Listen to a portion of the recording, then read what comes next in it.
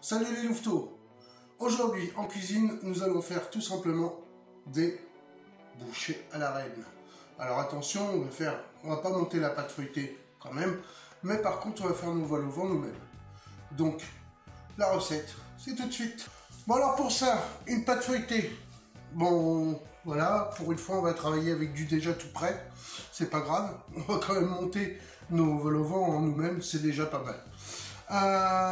Par contre, j'insiste bien, quand vous achetez votre pâte feuilletée, retournez l'étiquette et regardez ce qu'il y a comme composants, parce que beaucoup de pâtes feuilletées, surtout en grande marque, vous mettent farine française, sans additifs, sans colorant, et derrière, quand vous lisez les ingrédients, bam, l'huile de palme.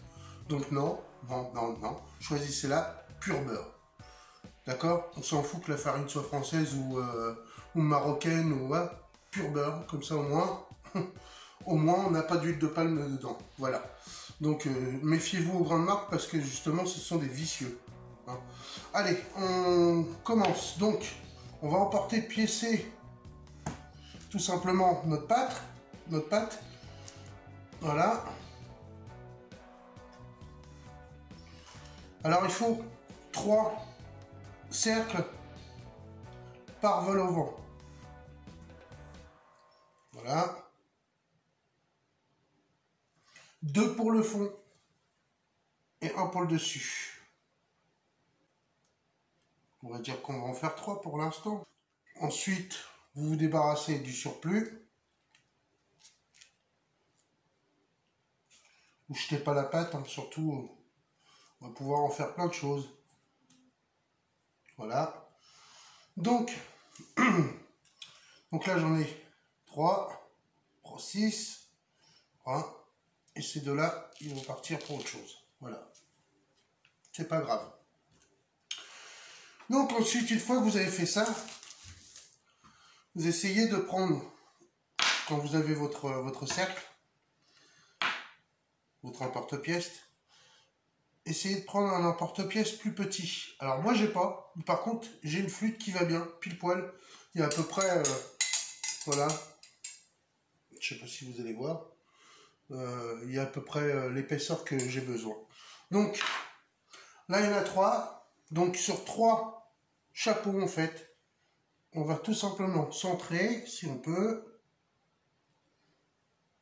On centre bien, on appuie, mais on ne coupe pas. Donc, 1, 2, 3, 1, 2, 3. On centre bien, toujours.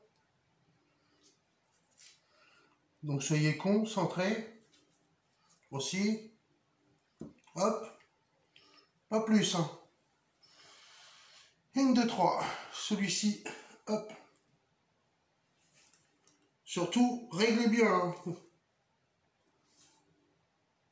Hop. Et voilà. C'est parti. On clarifie un œuf.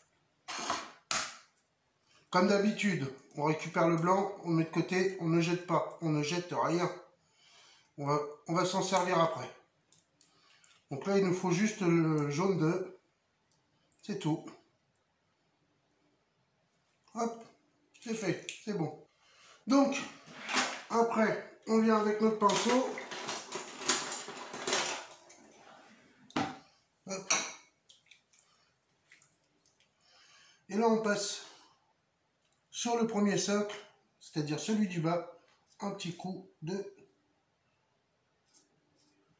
jaune d'œuf. Donc là, j'en ai 3, je fais les 3 socles. Ensuite, là, le dessous, hop, on vient de poser là. Voilà. Alors, on aplatit, mais on n'aplatit pas comme des brutes. Hein.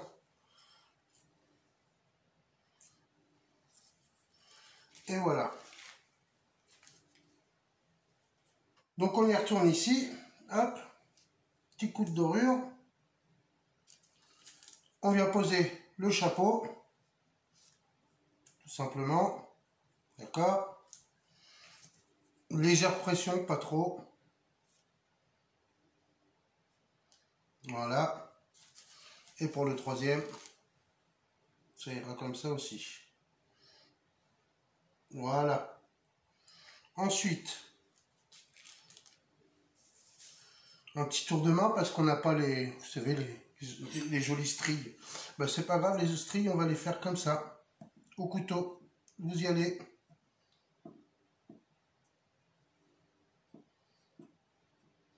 Vous pouvez même utiliser le dos du couteau.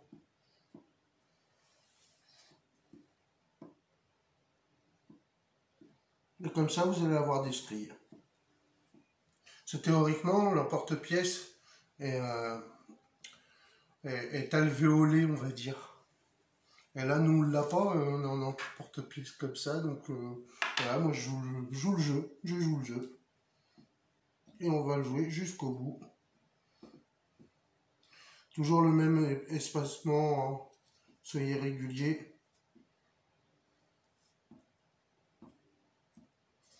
En même temps, ça permet de coller les parties entre elles.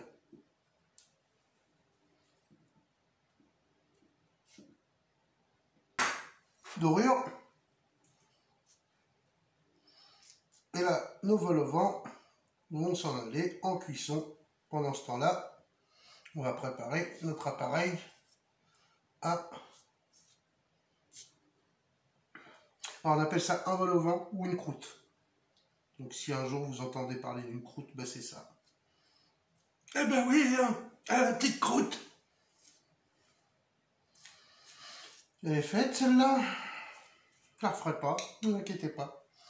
Donc généralement, ce qu'on peut faire, c'est le mettre sur un plateau et au-dessus mettre, par exemple si on veut cette hauteur-là, hop, une plaque par-dessus pour qu'en fait il monte droit. Et au bout d'un moment, il s'arrête de monter pour pas qu'il se... Donc, nous, on va faire ça. Donc, voilà. Hop, on les espace bien quand même.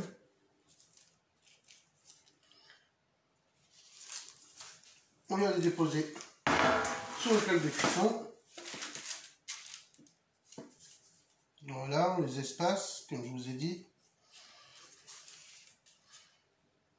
190 degrés pendant 25 minutes à peu près. Allez, c'est parti. Là, j'avais des champignons à réhydrater, donc j'ai encore utilisé des champignons shiitake comme la dernière fois. J'aime bien. Et puis de toute façon, j'avais pas autre chose. Donc voilà, j'ai fait avec ce que j'avais. On va commencer par faire suer les lardons. Alors, on y va. Les lardons avec... J'ai déjà mélangé de l'échalote. On se prend pas la tête. Hop.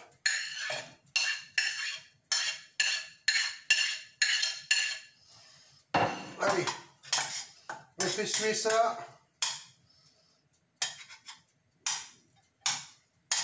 Voilà. Une fois que c'est sué, on les débarrasse, on les met de côté. Alors pourquoi je viens les faire suer? Tout simplement parce que je vais me débarrasser de l'eau qu'il y a dedans.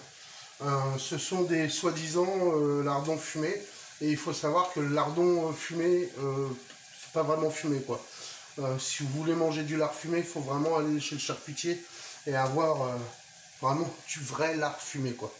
En l'occurrence là, il est plutôt, on va dire, saumuré. Donc cuit en salaison quoi. Et avec un goût fumé. Et la preuve en est, c'est que sur l'emballage, c'est toujours écrit produit sujet à cuisson, cuire à cœur avant, enfin, etc. quoi.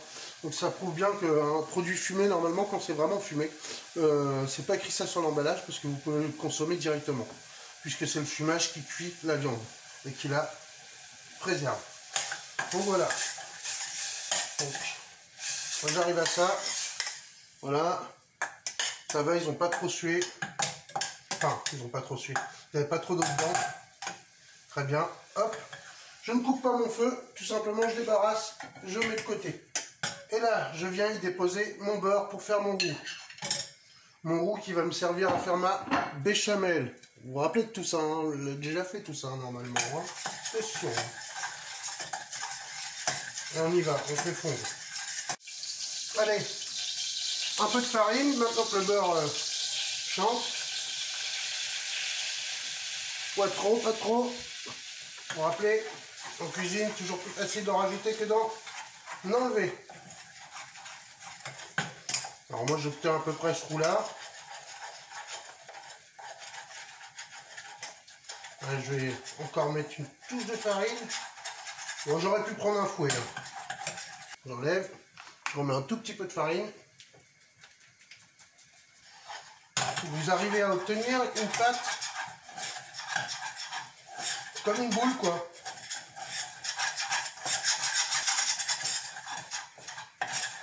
Voilà, quand ça commence à être sec, voilà, comme ça. On y rajouter le lait tranquillement, doucement, voilà. Bon, on peut aussi mettre tout le lait d'un coup, mais moi je préfère, pour éviter les grumeaux, y aller petit à petit. Et vous allez voir, votre lait va s'épaissir grâce au roux. Et donc là, on obtiendra une béchamel. Vous voyez à peu près. Voilà. Là, c'est trop consistant pour ce qu'on veut. Encore un petit coup de lait. Bon, donc là, on arrive bientôt à la fin. Voilà. Là, on vient saler légèrement. Donc là, du coup, dernier coup de maître, si j'ose dire, on y met un peu de fromage. Moi, j'ai choisi du parmesan. Vous pouvez mettre ce que vous voulez. C'est encore une fois, c'est pour la gourmandise. Donc là, on a un appareil qui colle. Hein. Mais c'est ce qu'il nous faut. Pour garnir nos vols au vent, c'est vraiment ce qu'il nous faut. Voilà. Je vous fais voir ce que vous devez obtenir. Voilà. Ce genre d'appareil là. Stop. Vite flash. Hop. Le blanc d'œuf de notre œuf clarifié. Hop. Et oui, on ne perd rien.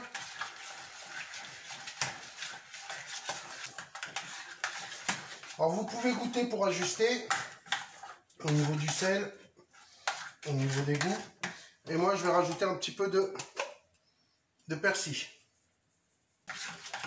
Voilà, donc vous obtenez à peu près. Voilà, alors si on avait eu des quenelles, on aurait pu couper des petits bouts de quenelle dedans aussi. C'est sympa, ça matche bien. Voilà, on va au montage. Et on y va. Donc nos vols au vent sont sortis du four, voilà, sont montés. Bon, selon la pâte que vous prendrez, ça monte plus ou moins bien. Donc on va venir découper tout simplement, délicatement, notre petit capuchon.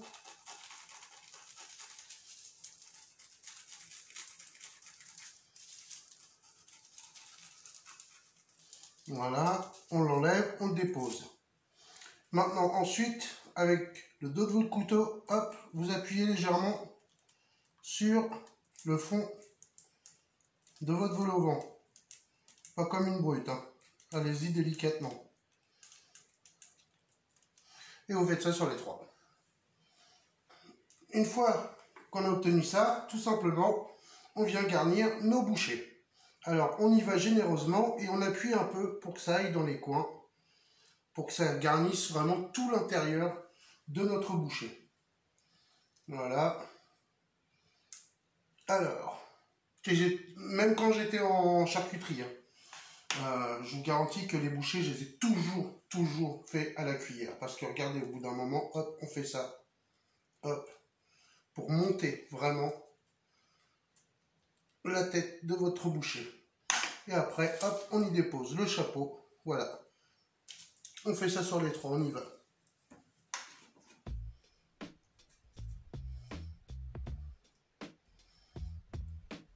N'oubliez pas, appuyez sur les coins, alors sans appuyer sur la pâte. Hein. C'est super délicat. Hein. On peut dire que ouais, il y a un tour de main à prendre quand même. Hein. Mais une fois que vous l'avez chopé, après, il vous quitte plus pendant des années. La preuve. Hop.